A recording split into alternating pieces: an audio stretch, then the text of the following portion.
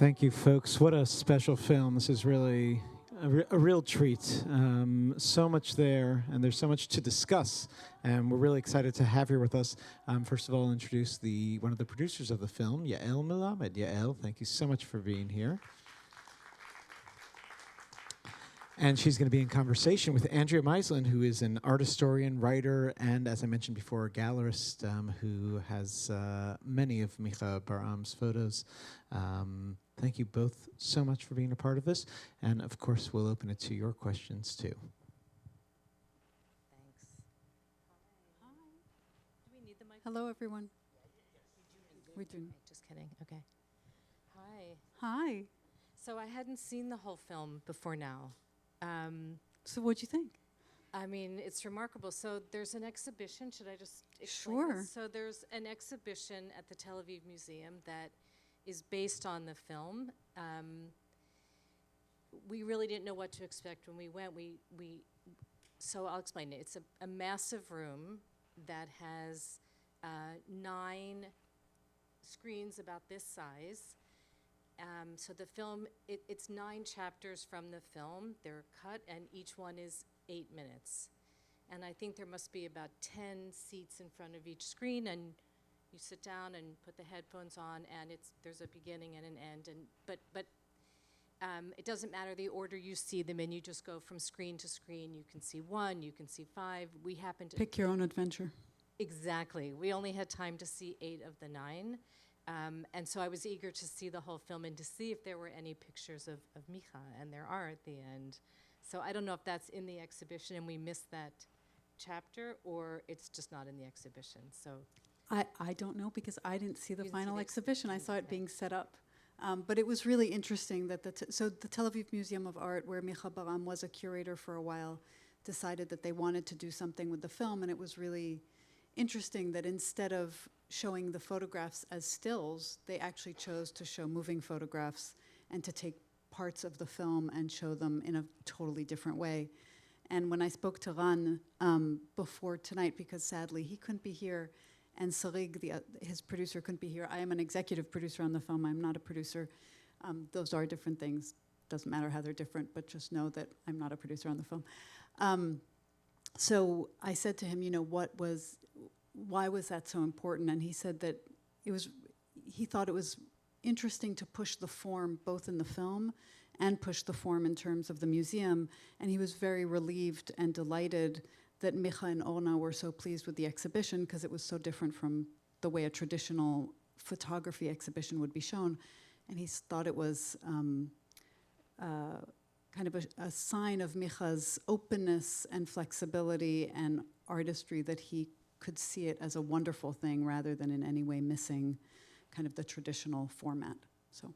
yeah, and the museum brought in a photography curator who had been at the Israel Museum, and now he's a professor. They brought him in as a freelance curator to curate and create this exhibition. I think it's truly one of the most successful exhibitions I've ever seen. Yeah, it's done really well, and I think one of the reasons we want to talk about it is we hope that it'll come to New York in some form. But let's talk about the film. But let's talk about the film. So what was most surprising? So I was supposed to talk about the film, and then I heard Andrea was going to be here. Andrea has represented Micha Baram and a lot of Israeli photographers. So I said, well, you're going to have to be in conversation, because in some ways you know more about this topic than I do. Well, I know a lot about Micha, that's for sure. What surprised you most about the film? I think his honesty and sort of being in touch with having the self-awareness to see what kind of parent he was, because I'm very aware of how his children see him, how he's seen by other photographers in Israel. So for him to admit that, because he's a pretty macho person, or he was much more macho than he is now at the age of 92. I think that, and also there were 2 things, because when I saw the exhibition, what struck me was how he said he wasn't a war photographer. He went where the action, he went where he had to go. But in the opening of the film, he says he's attracted to war like a moth is to flame. So he's a very interesting person. I think what struck me most about the film then and now is the home movies of him in 1935 in Germany. It's astounding with the swastika behind him. And I asked him when we actually, after seeing the exhibit, right when it started, I realized I had to see Michal on this trip.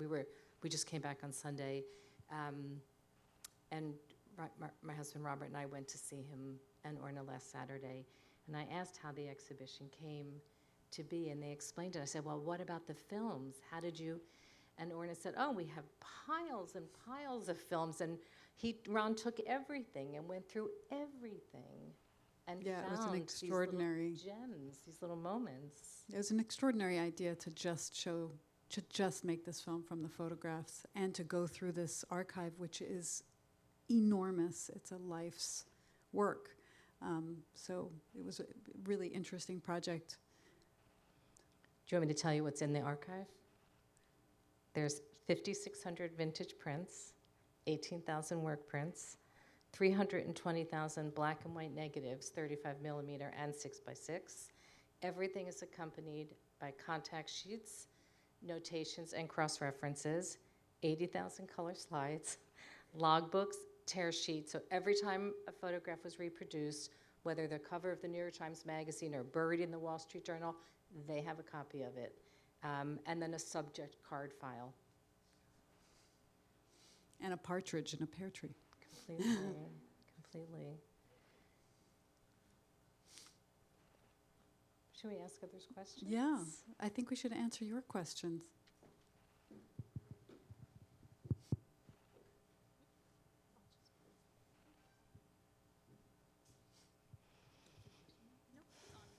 So first of all, congratulations. The film is absolutely spectacular. It really is something. I had the privilege of knowing Michal because I was involved with the first photo gallery in Israel. So to him, that was, quite something. It was, and he was a character. He was a fun guy. I want to ask you about the soundtrack because I think the soundtrack is just magnificent. And I've tried to imagine what the film would be like without the sound. Nada. Yeah, this is when I wish I was Ran. All I can say to you is there was so much thought put into every frame, and the sound is extraordinary, both in terms of the music and in terms of the layering of sounds over time. Yeah, it was a huge project, and he knew it was going to be a really important part of the film the whole way through. So, and I think there's such, Itzi talked about it in the beginning, Ran has such an interest in the craft of filmmaking. When I talked to him before tonight, kind of trying to think of the themes that are most important to him so that I could share those with you, one of the things he said, which I really liked, was that for him this was a movie, an opportunity to tell a story entirely through the hero's point of view, and that you would hear it directly from that person and really see it as they saw it, which I thought was a really beautiful idea.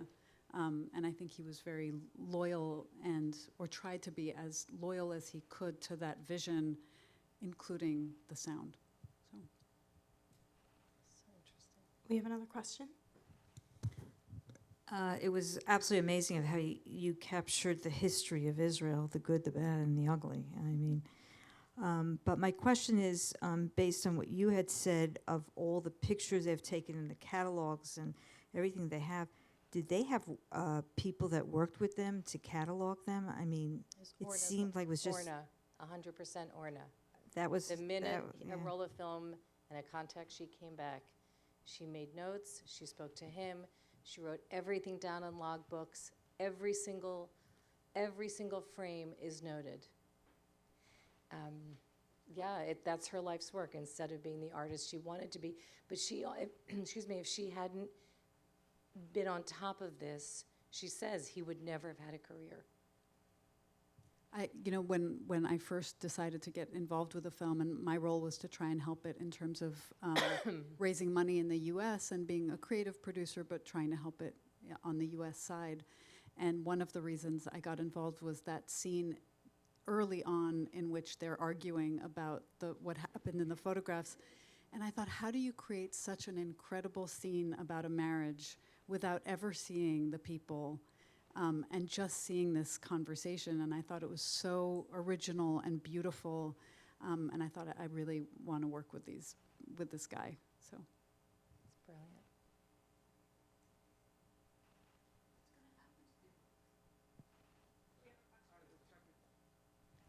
I have a technical question. I don't usually wear earphones when I'm watching a movie to keep the sound down. Did anyone else feel that the soundtrack was just simply too loud? I just felt it was thunderous in the presentation. Okay. So now, how long did it take for the film to be made, and how long did the research, the going through the archives, take? I think it was about 3 years, and the research was a huge part of that time.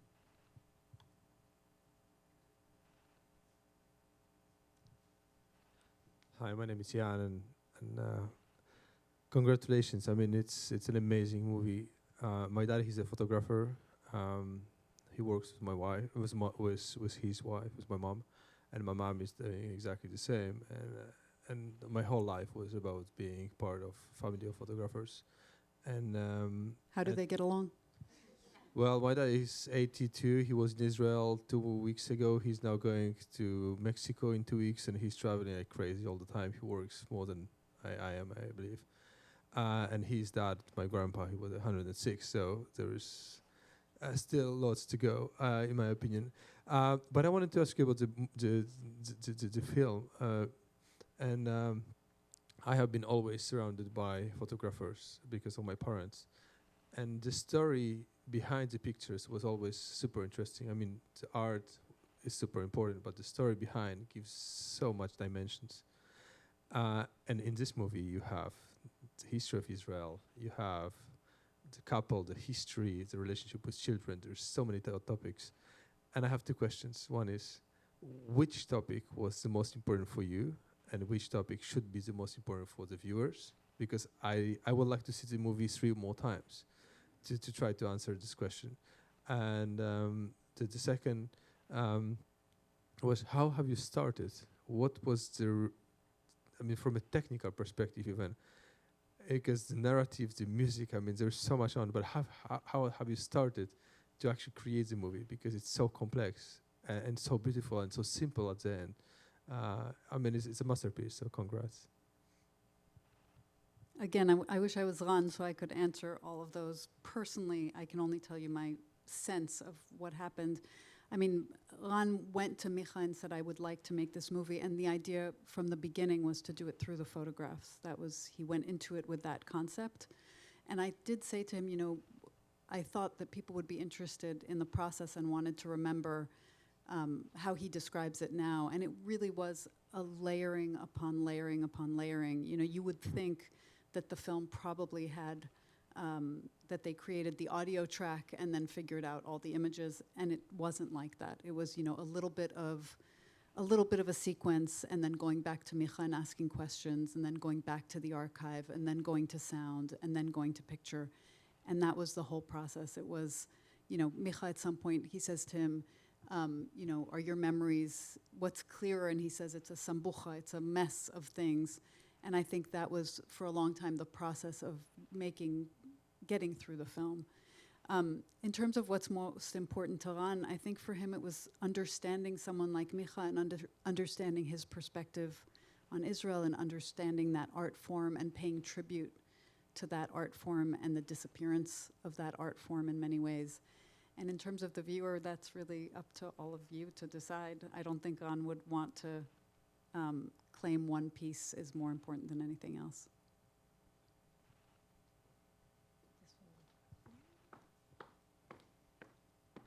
So I lived in Israel from 61 to 65 and followed everything afterwards. And I thought Israel is a small country, so it has one photographer.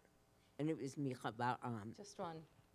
And as a former photographer myself, I so admire, I mean, of course, he was immensely talented, what he had to do to get those pictures. You don't have to just be in the right place. You go down, you crouch, you see where the light is, you do a million things to make that picture happen. And it's in the middle of these terrible situations. He's also using his light meter and capturing a frame like no one else I've ever seen. Really, Truly, and he's a it's genius. just, it was just genius. It was just genius. That story when he talks about Beirut and that he jumps on the car of Jamal's funeral, and you think an Israeli photographer jumping in the middle of that, both in terms of like respect, foreignness, audacity. I every time I see it, I'm like, I can't believe you did that.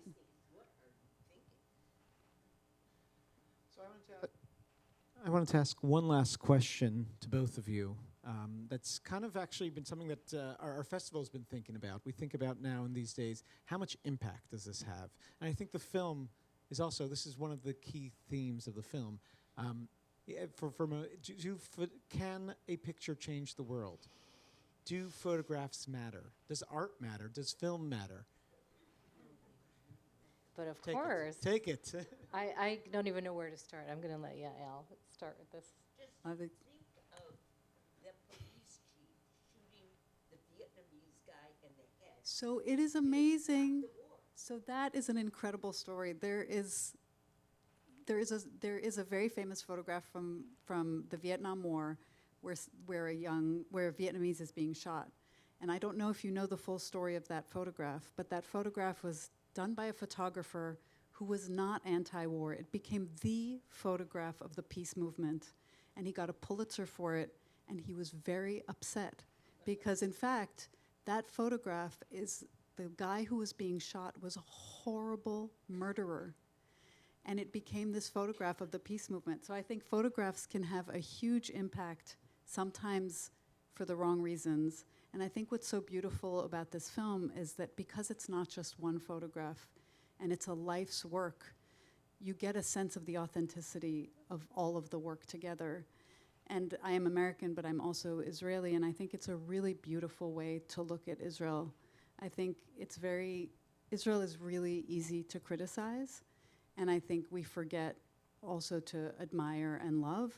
And I think this film, it's very hard to not do all of those things, and I think that's a healthier place to be, to both be very sad and to have some admiration. And so I love this film for that, because I think it doesn't take the easy way out. It kind of makes it hard, really hard for the viewer. I agree 100%. I think seeing the Eichmann trial photographs in the context of him having come from Germany and then seeing all of what transpires in Israel's history, it's such a complete picture. But if you even take 5 photographs from the 1341, from the beginning to the end, you pick out 5, you feel this, you would feel the story of the place, and that there's so much beauty and so much love and so much complexity and problems, and So much changing hatred and anytime so much soon. darkness. A lot of darkness. Light and darkness. Yes. Another theme. Andrea, Yes. where can people see more, learn more? Where's the best place for them to go? It's a really good question. There are many books on Micha and his life. I hesitate to say this, but just by Googling him and finding just a multitude of articles about him. I'm not going to direct you to my website. I have a small sampling of vintage photographs available, but I was hoping you'd do that. no. I don't have a gallery anymore. I'm really just a private consultant that puts collections together. But I hadn't spoken to Micha in about 6 years until now. So this actually brought us back together, and it's a very positive, That's awesome. thing to happen, to come from seeing the film. He's everywhere. He's a Magnum photographer, so to go on the Magnum website. And the hope also is that there will be a New York venue for the exhibition. And as I was telling Yael today, I have a dream of 2 publishers to work together to do the book for it. So stay tuned. And of course, please tell people about the film. The more people who want to see it, the better our distribution will be in the U.S. And I think it's a really important and beautiful film to be How seen. can people see the film? You have to talk about it so that we get a good U.S. distribution deal. It's available this week on virtually as well. Of course, this is really the only way to see Beautiful. this. And the sound, for all of you experience, the sound experience, it's a complete experience. So make sure they have surround sound, Dolby, in the best way possible. But do share with your friends. And thank you so much. Thank you. Thank you all. Thank All of you. you. Folks, tomorrow we have a big day here starting at 2 p.m. We have a real war, Shalal, about the archive, the Palestinian archive from Lebanon that was taken by Israelis, by Israel. The soldier's opinion about censorship in the Israeli military, and H2, the occupation lab, about Hebron and really the history of the conflict told through Hebron. Thank you all. Please spread the word and join us. Have a good night.